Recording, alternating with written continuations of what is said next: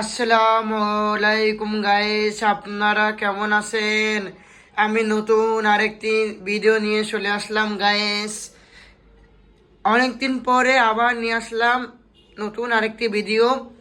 আপনারা দেখতেছে আমার মাছের অ্যাকুয়ারিয়াম এর পানিটা খুব সুন্দর পরিষ্কার আছে এবং গোল্ডেন ফিশ আছে, ব্ল্যাক ফিশ আছে, পোস্টার আছে, পাথর আছে এবং পানি আছে। আর এখানে অক্সিজেন দেওয়ার জন্য একটু ফাঁকা করে দিয়েছি। আলহামদুলিল্লাহ এরা বেঁচে আছে, সুস্থ আছে, সুন্দর জীবন যেমন করতেছে।